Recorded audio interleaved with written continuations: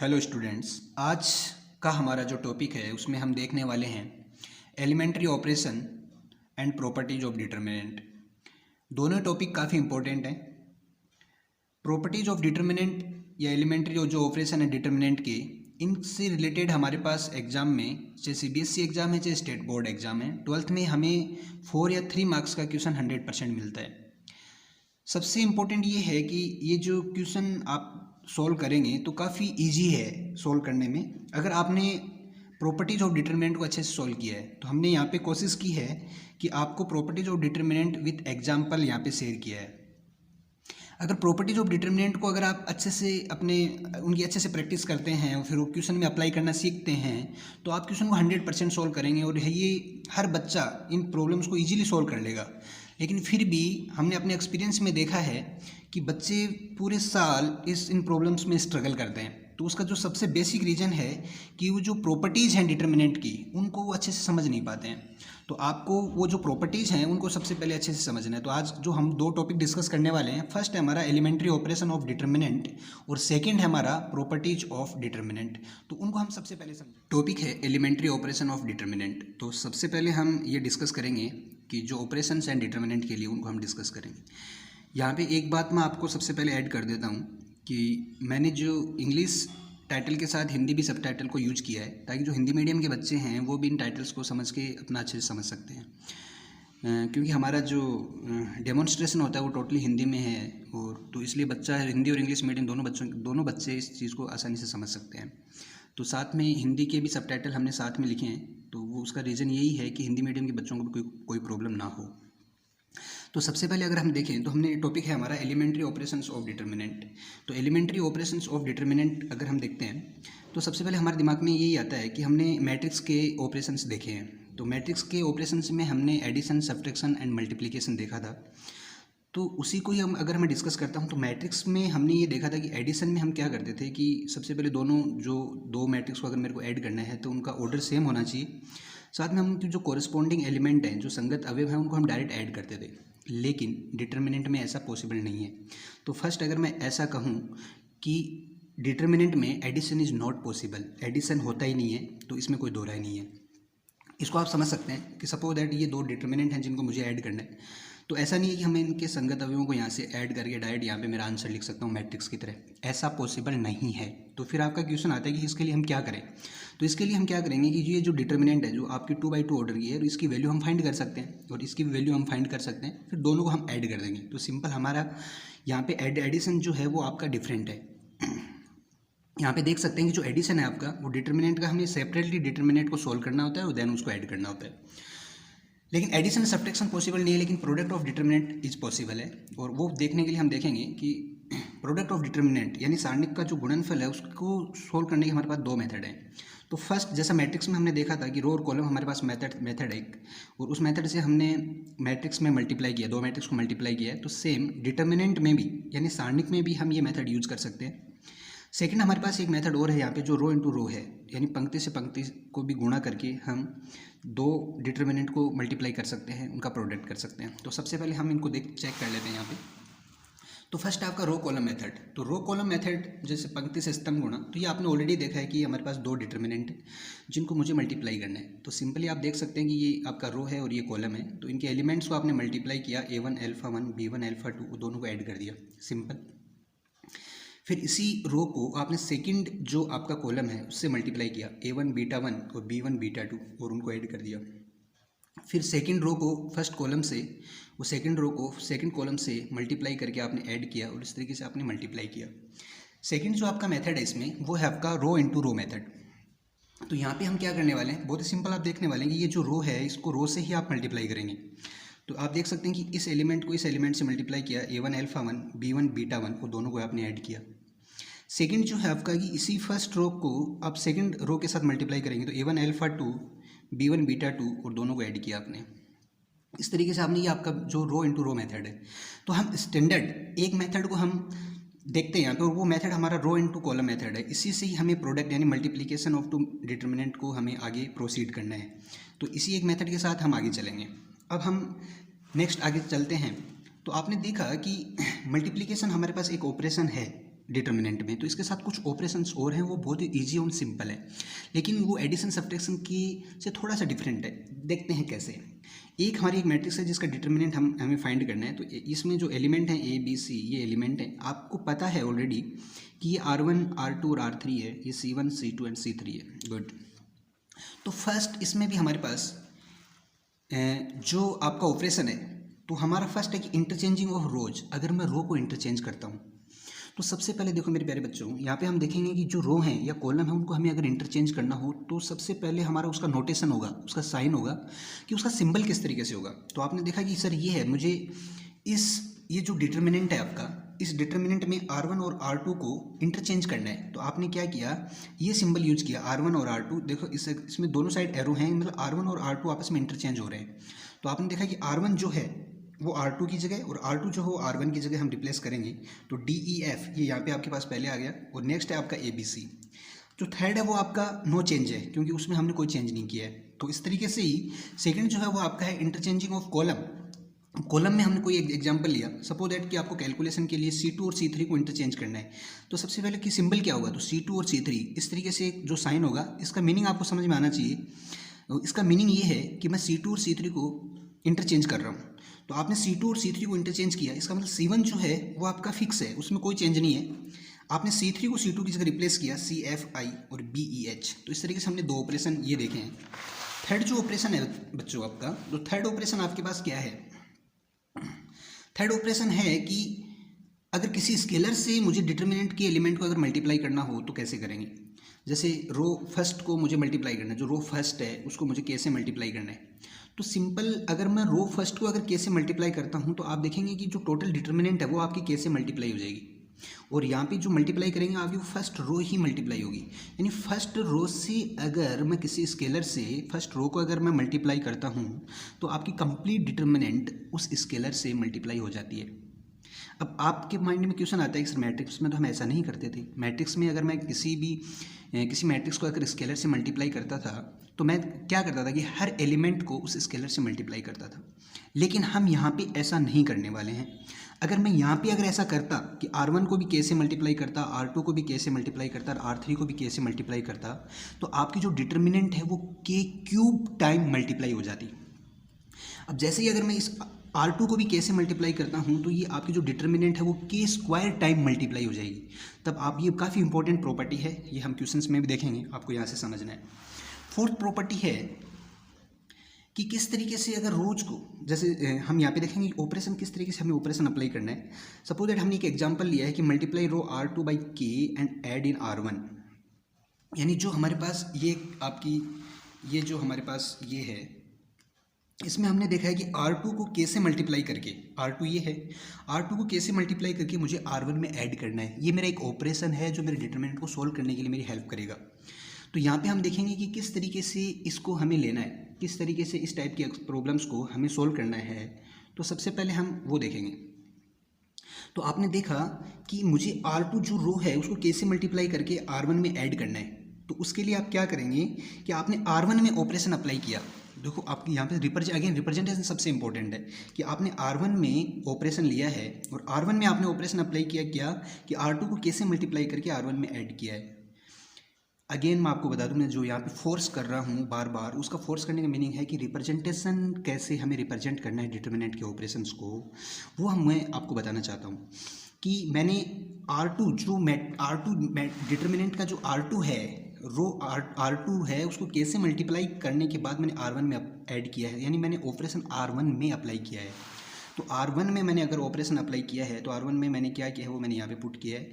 वो प्लस हो सकता है, वो माइनस हो सकता है, अकॉर्डिंग टू प्रॉब्लम हो सकता है। तो आपने के से मल्टीप्लाई करने के बाद उसको आपने R1 में ऐड कर दिया, तो ये A प्लस के डी, बी प्लस के ई प्लस C प्लस के एफ है। और जो R2 और R3 है वो आपकी नो चेंज, क्योंकि उसमें हमने कोई चेंज नहीं किया है। तो इस तरीके से हमने बेसिक जो ऑपरेशन हैं डिटर्मिनेंट के, जो एलिमेंट्री ऑपरेशंस हैं, वो मैंने आपके साथ शो किए हैं। बहुत ही सिंपल है, इनको मैं चाहता हूँ कि एक बार और आप प्रैक्टिस करें। इसके बाद हमारा जो इंपॉर्टेंट टॉपिक है जिसको हमने डिस्कस किया कि प्रॉपर्टीज ऑफ डिटर्मिनेंट। तो प्रॉपर्टीज ऑफ डिटर्मिनेंट हम यहाँ पे डिस्कस करते हैं। अब सबसे फर्स्ट जो आपके माइंड में क्वेश्चन है कि sir why we use properties. जब मुझे किसी भी डिटर्मिनेंट को की वैल्यू फाइंड करना आता है तो मैं प्रॉपर्टीज़ का क्या करूँगा। तो देखो मेरे प्यारे बच्चों, प्रॉपर्टीज क्यों ज़रूरी है। तो फर्स्ट हम ये देखते हैं कि हमारे पास बहुत सारी ऐसी प्रॉब्लम्स होती हैं। जैसे फर्स्ट मैंने ये एग्जांपल लिया कि 1x(x)² 1y(y)² 1z(z)²। ये आपका 3/3 ऑर्डर का एक डिटर्मिनेंट है और इसकी वैल्यू फाइंड करने का फॉर्मूला आपके पास है, क्योंकि 3/3 ऑर्डर को कैसे एक्सपेंड करना है वो आपको आता है। लेकिन फिर भी अगर आप इसको किसी भी रो या कॉलम के अकॉर्डिंग अगर आप ओपन करेंगे तो ओपन करने के बाद आप देखेंगे कि कहीं ना कहीं वो प्रॉब्लम बहुत ही कॉम्प्लेक्स हो जाएगी।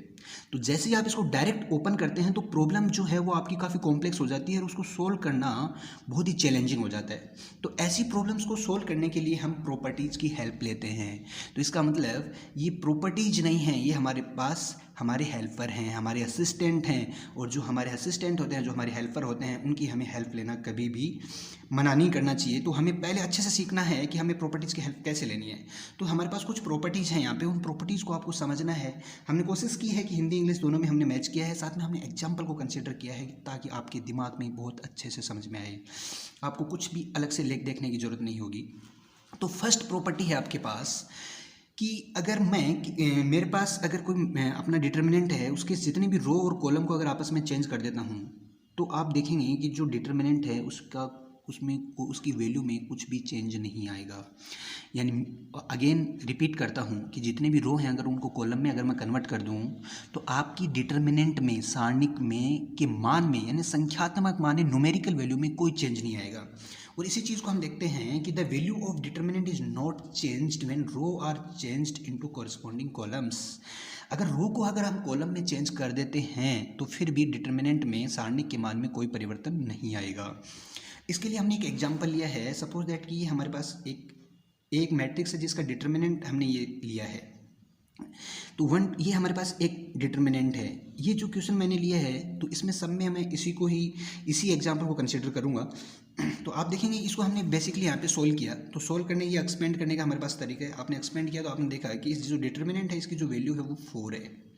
अब इसमें हम अपनी प्रॉपर्टी अप्लाई करते हैं और प्रॉपर्टी फर्स्ट हम इसमें अप्लाई कर रहे हैं। तो अप्लाइंग प्रॉपर्टी फर्स्ट। अब यहाँ पे तो मैंने फर्स्ट प्रॉपर्टी है इसलिए यहाँ पे मैंने लिख दिया अप्लाइंग प्रॉपर्टी फर्स्ट, लेकिन एग्जाम में आप ऐसा नहीं लिखेंगे।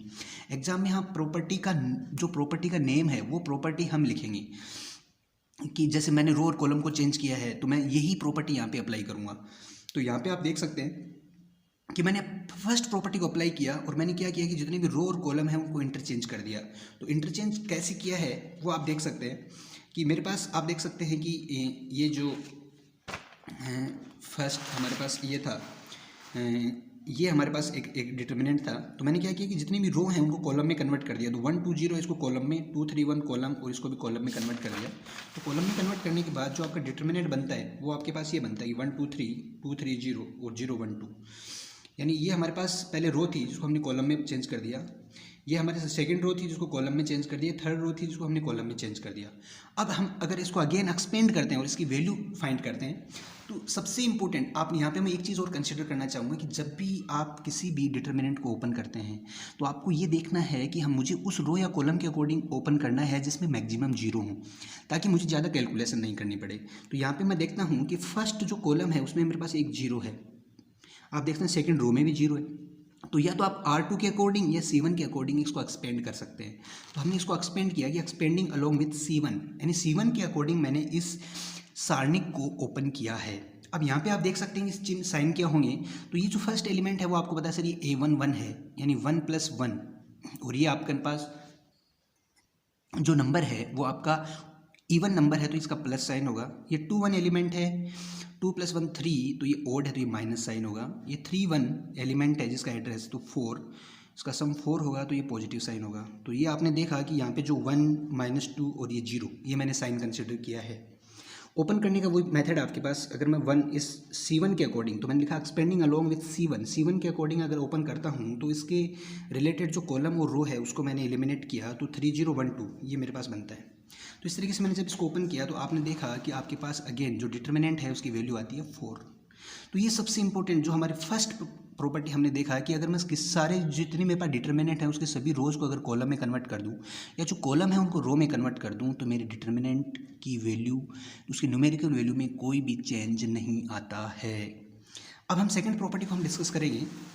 तो सेकेंड प्रॉपर्टी है मेरे प्यारे बच्चों कि अगर मैं किसी भी डिटर्मिनेंट में किन्हीं भी 2 रो या टू कॉलम को अगर मैं इंटरचेंज करता हूँ, तो सबसे पहले आप यहाँ पे देखेंगे कि ये जो हम बातें कर रहे हैं कि ये कौन सी डिटर्मिनेंट की हम बातें कर रहे हैं, तो ये मोर देन टू जो हैं, जो मोर देन टू जिनका ऑर्डर है, उन डिटर्मिनेंट के बारे में हम डिस्कस कर रहे हैं। तो ये जो यहाँ पे जो डिटर्मिनेंट होंगे उनका ऑर्डर हमारा 3/3 होगा।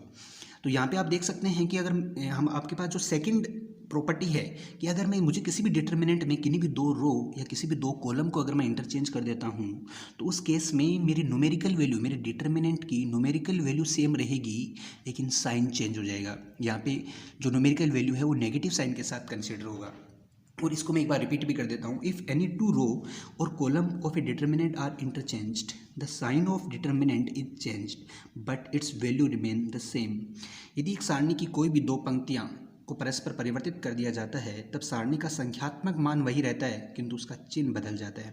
तो इसको भी हम एक एग्जाम्पल के साथ कंसिडर करेंगे। हमने अगेन वही एग्जाम्पल कंसिडर किया है। हमारे पास एक मैट्रिक्स है जिसका डिटर्मिनेंट हमें फाइंड करना है। तो ये 1 2 0 ये है हमारे पास, और इसकी ऑलरेडी वैल्यू हमें पता है कि वो 4 है। अब हमने क्या किया, ये R1 और R2 दो रो हैं, इनको हमने आपस में इंटरचेंज कर दिया। और आपको पता है, हमने ऑपरेशन देखे हैं कि दो रो को अगर हमें इंटरचेंज करना है तो हम ये साइन यूज़ करते हैं। तो मैंने R1 और R2 को चेंज किया, तो R2 को R1 की जगह रिप्लेस किया और R1 को R2 की जगह जब मैंने रिप्लेस किया तो आपने देखा कि ये 1 2 0 यहाँ पे है, 2 3 1 यहाँ पे है, थर्ड रो में कोई चेंज नहीं है। इसके बाद मैं अगर इसको ओपन करता हूँ, तो मैंने आपको बताया कि जिसमें ज़्यादा जीरो हैं उसके अकॉर्डिंग हम इसको ओपन करेंगे। तो यहाँ पे हम इसको एक्सपेंडिंग अलोंग R2। तो जैसे ही इसको ओपन करते हैं तो सबसे पहले आपने साइन जो कंसिडर कर लिए, तो ये जो एलिमेंट है इसका एड्रेस है 2 1, यानी इसका अगर मैं सम करूँ रो और कॉलम का तो ये 3 होता है। 3 मतलब इसको जो ओड है तो यहाँ पे नेगेटिव साइन आएगा, 2 2 4 तो पॉजिटिव साइन, और ये आपका 5 है तो ये नेगेटिव साइन। तो इन एलिमेंट्स को मैंने लिया कि -1। अब कैसे ओपन करना है वो आपको पता है कि इस एलिमेंट के अकॉर्डिंग जो रो और कॉलम है उनको हम एलिमिनेट करने के बाद जो एलिमेंट बचते हैं 3 1 0 2 वो हमारे पास यहाँ पे हैं। तो इस तरीके से आपने इसको ओपन किया, और ओपन करने के बाद आपने जो इसकी वैल्यू देखी तो आपने देखा कि वो वैल्यू आती है -4। आपने देखा कि किन्हीं भी दो रो या कॉलम को अगर मैं इंटरचेंज कर देता हूँ तो मेरी डिटर्मिनेंट की वैल्यू, उसकी न्यूमेरिकल वैल्यू नेगेटिव साइन के साथ चेंज हो जाती है। तो ये भी हमारे पास काफ़ी इंपॉर्टेंट प्रॉपर्टी है। अब हम नेक्स्ट प्रॉपर्टी की तरफ जा रहे हैं, थर्ड प्रॉपर्टी। तो जो थर्ड प्रॉपर्टी है, तो थर्ड प्रॉपर्टी है हमारे पास कि value of determinant is 0 when any two row और कॉलम आर आइडेंटिकल। काफ़ी इंपॉर्टेंट प्रॉपर्टी है कि अगर हमारे पास कोई डिटर्मिनेंट है और उसमें कोई भी दो रो या कॉलम अगर सेम होते हैं तो उस केस में आपको कुछ नहीं करना, उसको सोल्व भी नहीं करना है, और उस केस में उस डिटर्मिनेंट की जो वैल्यू होगी वो 0 होगी। आप देख सकते हैं कि हमने यहाँ पे एक एग्जांपल कंसीडर किया है। इस केस में देखिए कि ये 1 2 3 और ये भी 1 2 3, यानी C1 और C2 जो हो आइडेंटिकल हैं, दोनों की वैल्यू सेम है, दोनों में जो एलिमेंट हैं वो सेम है। तो उस केस में आप कह सकते हैं डायरेक्ट कि जो ये डिटर्मिनेंट होगा उसकी वैल्यू 0 होगी। अब आपने इसको ओपन करके देखा है कि हमने इसको ओपन किया तो 1 के अकॉर्डिंग ओपन किया, तो 1 को आप ओपन करने का तरीका ये हमारा, हमने ओपन किया, ओपन करने के बाद जो आपने आंसर देखेंगे वो आप देखेंगे वो आपका 0 आता है। तो इसका मतलब ये है कि value of determinant is 0 when any two row और कॉलम आर आइडेंटिकल, यानी किसी भी सारणिक में अगर कोई दो रो या कॉलम हमारे पास सेम होते हैं तो उस केस में उस सारणी का मान 0 होता है। फोर्थ प्रॉपर्टी, तो फोर्थ प्रॉपर्टी हम डिस्कस करने वाले हैं। फोर्थ प्रॉपर्टी में हमारे पास क्या है कि if all the element of the same row are multiplied by a certain number then determinant become multiplying by that number.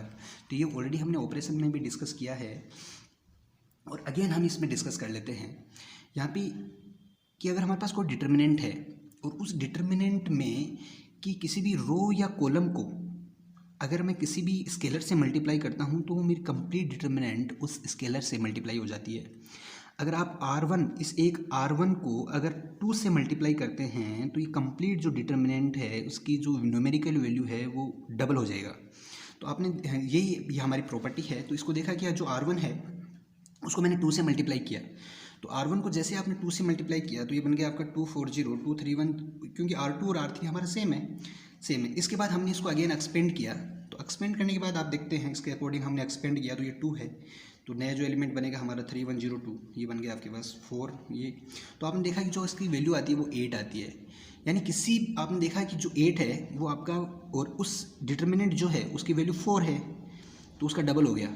यानी आप यहाँ पे देख सकते हैं कि अगर किसी भी रो को या कॉलम को आप किसी भी स्केलर से मल्टीप्लाई करते हैं तो वो डिटर्मिनेंट आपकी उस स्केलर से मल्टीप्लाई हो जाती है। तो ये भी हमारे पास काफ़ी इंपॉर्टेंट प्रॉपर्टी है। नेक्स्ट प्रॉपर्टी है फिफ्थ।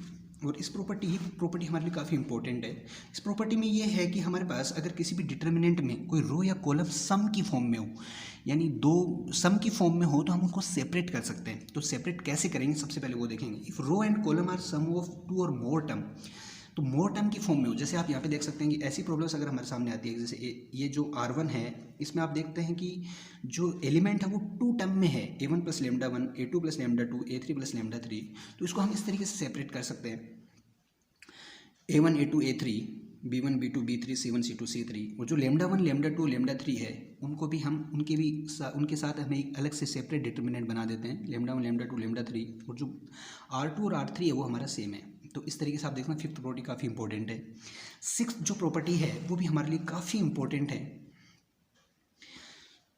कि value of determinant does not change when any row in multiplied by a number and is then added any other रो।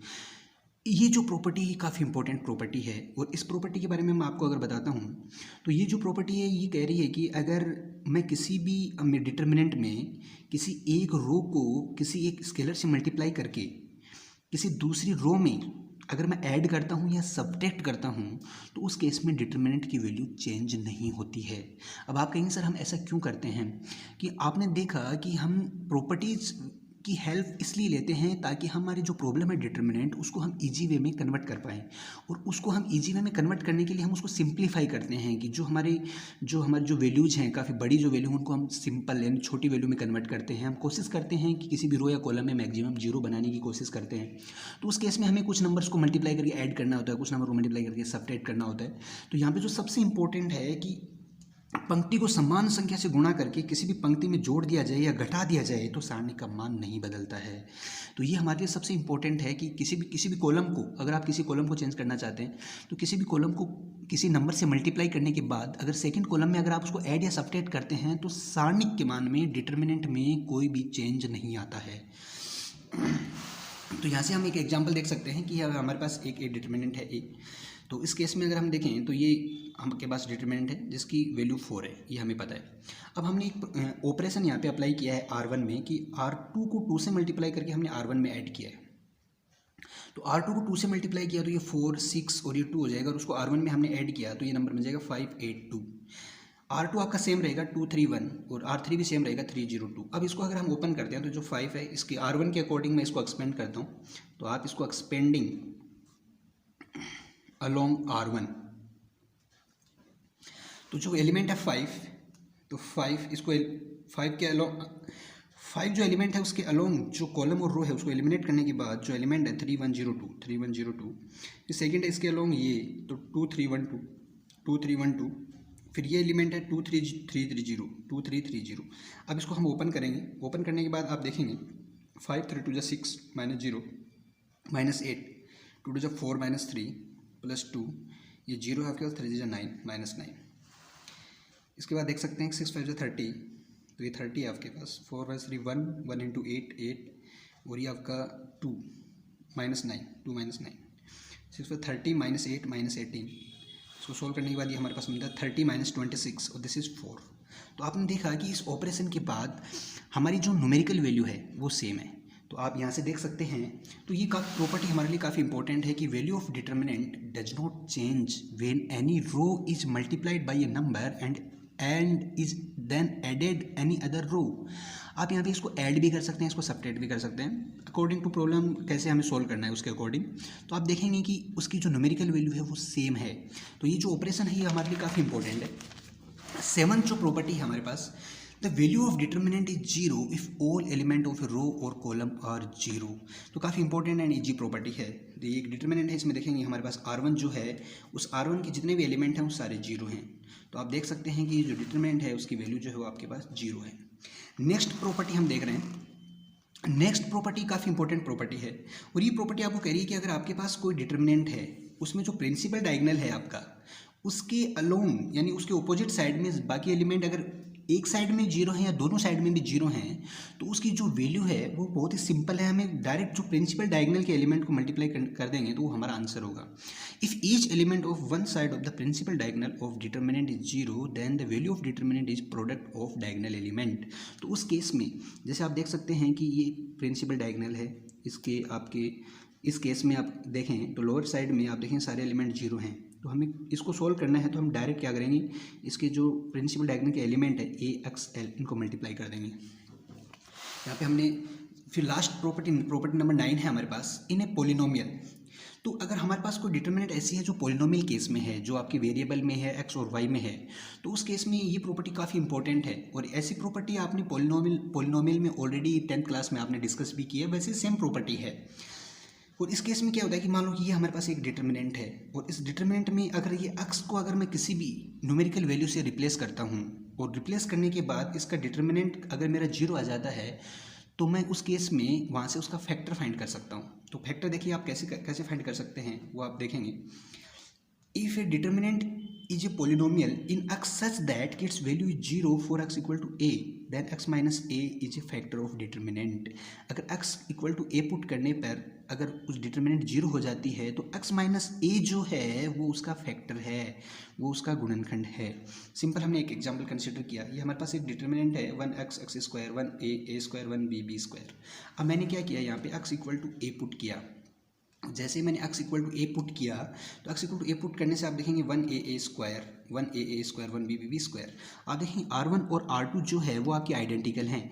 और अभी हमने एक प्रॉपर्टी, लास्ट प्रॉपर्टी हमने डिस्कस की थी कि अगर आइडेंटिकल रो या कॉलम अगर आइडेंटिकल हैं तो आपकी डिटर्मिनेंट है जीरो। और डिटर्मिनेंट अगर आपकी जीरो बन जाती है तो आप कहेंगे कि x माइनस a जो है वो एक फैक्टर है, वो एक गुणनखंड है। एंड सेकंड मैंने एक एग्जांपल और कंसिडर किया है, सपोज दैट अगर x बराबर b पुट करने से, अगर उसी में अगर x equal to b put करें, तो x equal to b put करने से आप देखेंगे ये बन जाएगा 1b b स्क्वायर, ये आपका सेम रहेगा 1a स्क्वायर, और थर्ड है आपका 1b b स्क्वायर। R1 और R3 आइडेंटिकल हैं, तो इस जो डिटर्मिनेंट है उसकी जो वैल्यू बनेगी वो है जीरो। तो उस केस में आप अगेन कह सकते हैं कि x माइनस बी जो है is a factor of determinant. तो x माइनस बी जो है वो आपका डिटर्मिनेंट का एक फैक्टर है। तो ये जो हमारी प्रॉपर्टीज़ हैं ये काफ़ी इंपॉर्टेंट प्रॉपर्टी हैं, और इन प्रॉपर्टीज़ की हेल्प से आप इन प्रॉब्लम्स को हम सॉल्व करेंगे। तो नेक्स्ट जो क्लास होगी, हम इनसे रिलेटेड या बोर्ड से रिलेटेड या सीबीएसई में आए हुए कुछ प्रॉब्लम्स को डिस्कस करेंगे कि कैसे इन प्रॉपर्टीज़ को अप्लाई करके हम उन प्रॉब्लम्स को सॉल्व करेंगे।